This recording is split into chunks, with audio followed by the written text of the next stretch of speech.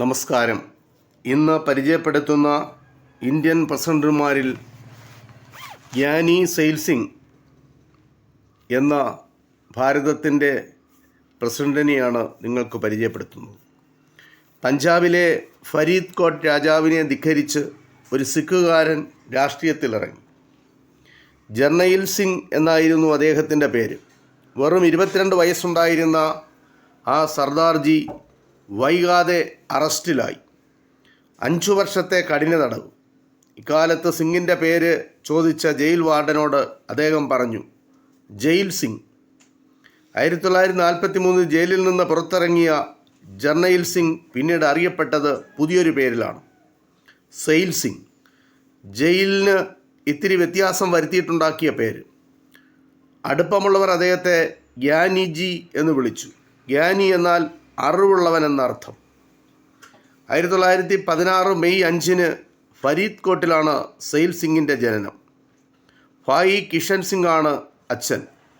ഫരീദ് കോട്ടിലെ രാജാവിനെതിരെ നടത്തിയ പ്രക്ഷോഭങ്ങളായിരുന്നു സെയിൽ സിംഗിൻ്റെ ആദ്യകാല പ്രവർത്തനങ്ങൾ.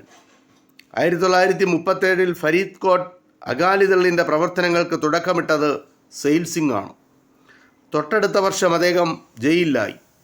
1943 മോചിതനായ സെയിൽ സിംഗിനെ ഫരീദ് കോട്ടിൽ നിൽക്കാൻ രാജാവ് അനുവദിച്ചില്ല. അമൃത്സറിൽ അദ്ദേഹം മതാധ്യാപകനായി കഴിഞ്ഞുകൂടി. 1946 സെയിൽ സിംഗ് ദേശീയ സമരരംഗത്ത് തിരികെ എത്തി.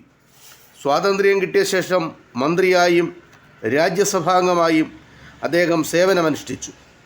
1972 പഞ്ചാബിലെ മുഖ്യമന്ത്രിയായി.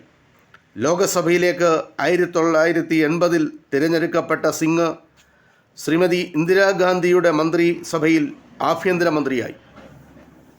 2 വർഷങ്ങൾക്ക് ശേഷം സെയിൽ സിംഗ് രാഷ്ട്രപതിയായി. 1987 വിരമിച്ച അദ്ദേഹം 1994 ഡിസംബർ 25 അന്തരിച്ചു.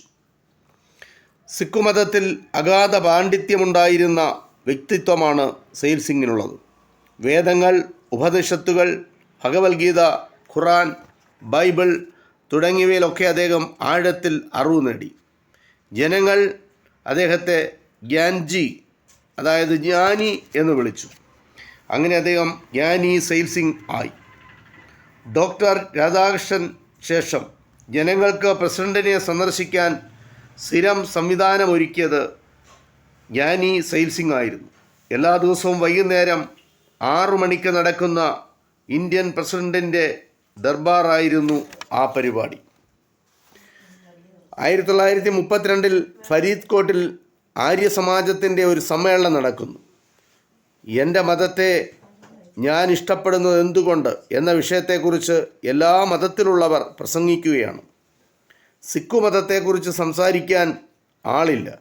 ആരോ സെയിൽ സിംഗിൻ്റെ പേര് നിർദ്ദേശിച്ചു. എല്ലാ മതങ്ങളെയും ഒരുപോലെ കാണുന്ന സെയിൽ സിംഗ് എന്തു പറയും? എല്ലാവരും കാത്തിരുന്നു. ഈശ്വരൻ്റെ ദൃഷ്ടിയിൽ എല്ലാ മനുഷ്യരും തുല്യരാണ് എന്നാണ് ഗുരുനാനാക്ക് ജി പറഞ്ഞത് എന്ന് ഗ്യാനി സെയിൽ സിംഗ് ആ വേദിയിൽ പറഞ്ഞു. ഇത് കേട്ട് ആ സദസ്സിൽ പങ്കെടുത്ത എല്ലാവരും ആശ്ചര്യപ്പെട്ടു എന്നാണ് ചരിത്രം വ്യക്തമാക്കുന്നത്. ഇത് ഇന്ത്യയുടെ പ്രസിഡൻ്റായിരുന്ന ഗ്യാനി സെയിൽ സിംഗിനെ പറ്റിയുള്ള ഒരു ചെറിയ വിവരം. ഇത് ഇത്രമാത്രം. നന്ദി, നമസ്കാരം.